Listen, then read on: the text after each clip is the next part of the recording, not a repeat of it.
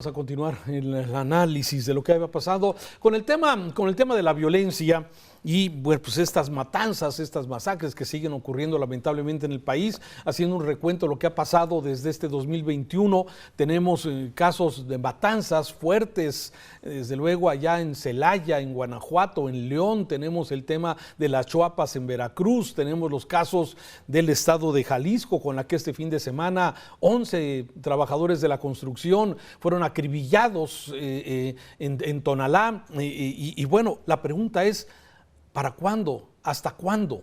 Vamos con los especialistas. Ernesto López Portillo, uno de los especialistas en seguridad en México, coordinador del Programa de Seguridad Ciudadana de la Universidad Iberoamericana, a quien saludo con mucho. Ernesto López, ¿cómo estás? Te saludo. Muy buenas tardes. ¿Qué tal? Muy buenas tardes, a la orden. Te agradezco, Ernesto López Portillo. A ver, ¿qué está pasando? Llevamos ya 2 años de esta administración, seguimos padeciendo de estas matanzas, masacres que siguen ocurriendo en el país. Sí, ¿hacia dónde vamos y cuál es la estrategia, Ernesto López Portillo? Bueno, no tenemos claridad hasta cuándo. Es una pregunta que hemos hecho ya hace mucho tiempo y las medidas que se aplican son las mismas. Es la misma impunidad. Seguimos con una cantidad exorbitante de organizaciones delictivas, producto de la fragmentación de las organizaciones delictivas que en algún momento hubo hacia los 90, hacia los 80 del siglo pasado. Eran menos las organizaciones, ahora son más. Son más violentas las organizaciones y sigue siendo la misma la impunidad o incluso mayor. Apenas la organización Impunidad Cero nos acaba de entregar su último reporte. Estamos hablando de que el homicidio violento tiene 89.6, digamos 90% de impunidad en el país. Entonces, digamos lo que digamos, ya en todos estos años los indicadores principales siguen en una condición crítica, porque el Estado mexicano, no importa quién sea el presidente, no importa qué partido llegue, ya sea en municipios, en estados de la República o a nivel federal, el Estado mexicano no logra aplicar medidas exitosas de reducción de la violencia, especialmente ahí donde las organizaciones concentran su mayor capacidad organizativa y poder armado.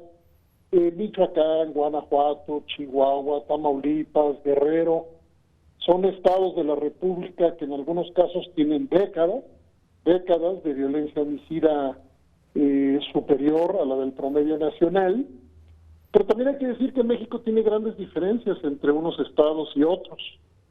Tenemos estados de la República, por ejemplo Campeche, que tiene tasas de homicidios similares a las de Europa, 1, 2, 3, 4 homicidios por cada 100,000 habitantes, mientras en el mismo país tenemos estados de la República que rebasan 100 homicidios por cada 100,000 habitantes. Es un país que no logra crear una política de Estado cohesionada, profesional, estable, que reduzca estos fenómenos. Entonces seguimos repitiendo lo mismo, ustedes siguen informando lo mismo, y nosotros desde los programas de investigación seguimos documentando el mismo problema, desafortunadamente.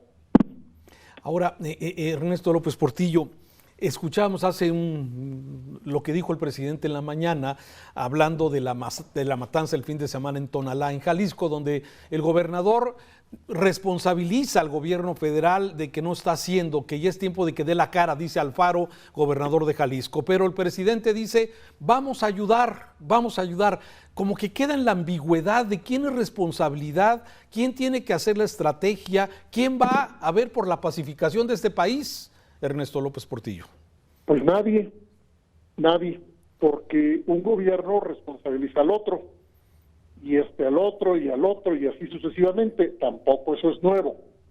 Guanajuato nos dijo hace poco lo mismo, que era responsabilidad federal. Intervino el gobierno federal, y cuando interviene el gobierno federal dice que las autoridades locales no colaboran.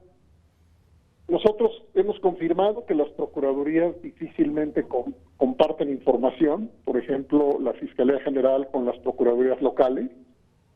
la anterior PGR con las procuradurías o fiscalías, hemos confirmado con proyectos de investigación que no comparten información porque no confían entre ellas.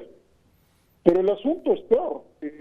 Yo puedo confirmar aquí ahora mismo que en varias entidades de la República, al interior de los propios gobiernos estatales, tampoco comparten información, por ejemplo, entre una Secretaría de Seguridad Pública estatal y una Fiscalía estatal. Es un cuento de nunca acabar con ciudadanos desprotegidos, ciudadanas y ciudadanos desamparados, porque cada vez que viene la nueva masacre, cada vez que viene la nueva atrocidad, no encontramos un mecanismo de investigación, persecución, procesamiento y sanción de los responsables, en donde la autoridad federal y la autoridad local se acompañen, distribuyan la responsabilidad según las carpetas de investigación abiertas y nos den la buena noticia de que la organización tal o cual ha sido desarticulada. Es decir, se repite la misma historia, pero no hay final feliz. ¿Cuál es el final feliz? Entre comillas, el final feliz es que nos digan quién fue, Claro.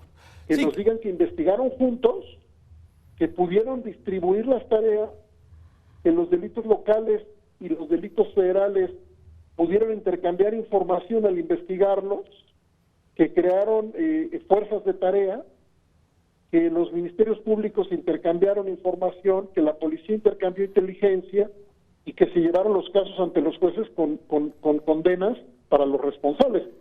Las víctimas terminamos siendo todos, porque no hay final feliz en esta historia de aventarse la bolita ante las autoridades. Es muy triste, pero hay que decirlo, esto es viejo, esto es transeccional, y ahora lo que tenemos, el nuevo componente, si acaso, pues es un despliegue militar inusitado. Déjame darte este dato a tu auditorio. Hoy ya hay más militares efectivos desplegados en las entidades federativas que policías estatales. Son datos nuevos. Esta es información nueva de la Universidad Iberoamericana, que está haciendo un monitoreo sobre la militarización. ¿Qué quiere decir? Que ahorita en la calle a nivel estatal tienes más efectivos militares que efectivos de policías estatales. ¿Eso nos va a dar otro resultado? Pues no tenemos motivos para asegurar que nos dé otro resultado, porque los militares fueron desplegados, como sabes bien, intensivamente y particularmente intensivamente desde Calderón.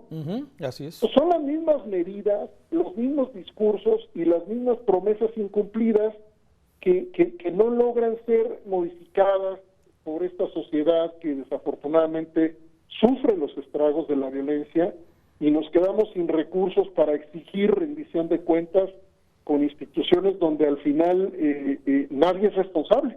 Así es. Sí. El día de mañana se va a seguir informando sobre esta masacre, pues no, va a pasar el tiempo, la última, la del sábado en Jalisco, tú ya no vas a saber, yo no voy a saber, la gente ya no va a saber quiénes fueron responsables, porque no va a haber los datos, lo que nos dicen, lo que nos permiten prever es que no va a haber sanciones condenatorias, y mucho menos lo que esperamos desde 1996, que se aprobó la Ley Federal contra la Delincuencia Organizada, mucho menos habrá desarticulación completa de esas organizaciones. Caramba, qué mala noticia nos estás dando, Ernesto López Portillo. Es un cuarto de siglo de que se publicó esa ley. Sí. México le dijo al mundo que tenía la mejor ley en 1996, cuando publicó la Ley Federal contra la Delincuencia Organizada, y es la fecha en la que no tenemos, como en otros países sucede, que caigan 100, 200 o 300 personas miembros de una organización. No sucede en México porque se agarra las cabezas, pero las cabezas son sustituidas, y esto lo venimos diciendo hace un cuarto de siglo. Me apena tener que decirlo, pero la sociedad tiene que ser consciente del tamaño del problema.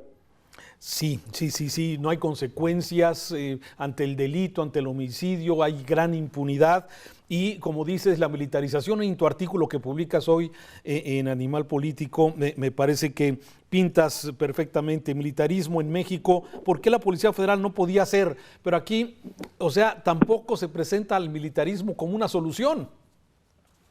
Se nos dice que sí, pero no lo es. El discurso es que lo es. Y vamos a tener varios años de esto. Ya tuvimos con el PAN en la presidencia militarización, ya tuvimos con el PRI en la presidencia y ahora la tenemos con Morena. Esto es transversal. Ojo, no es López Obrador. Empezó hace mucho. ¿Nos van a dar seguridad y paz los militares? Yo puedo decir que eso no. A ver, tuvimos un evento hace una semana y el sociólogo Ignacio Cano, uno de los más respetados investigadores en América Latina, desde Brasil, dijo las siguientes palabras: no hay un solo caso en América Latina donde las Fuerzas Armadas hayan resuelto la crisis de violencia. Ni un solo caso. Caramba. Entonces, yo dejo los datos, los invito a ver esta mesa que tuvimos en el canal de YouTube del Programa de Seguridad Ciudadana del Ibero. Asómense a mirar el diagnóstico de la militarización en México. No es esta la ruta, México está extraviado y tenemos ya muchos años de una violencia impune que no sabemos desafortunadamente hasta dónde va a llegar. Y la sociedad replegándose, dejando los espacios, dejando la calle, dejando los parques, también la sociedad replegándose ante esta violencia fuerte que tenemos en el país, especialmente algunos estados. Interesante, Ernesto López Portillo, gracias por tu análisis esta tarde aquí en Mega Noticias. Hay una noticia que, si me permites ya para terminar. Sí, por favor. Que son las resistencias feministas. Ellas están enseñando algo diferente y probablemente nos enseñan que sí hay manera de luchar con resultados por otras vías. Vamos a mirarlo porque sí es cierto, la mayor parte de la sociedad está replegada, está asustada, está escondida, está agachada frente a esta espantosa crisis de violencia, pero las mujeres se están organizando y lo están haciendo de otra manera. Te agradezco mucho el espacio. Qué interesante tu último comentario, me gusta mucho desde luego este análisis que nos haces. Ernesto López Portillo Vargas, gracias, te saludo, muy buenas tardes. Gracias a ustedes, buenas tardes. Gracias.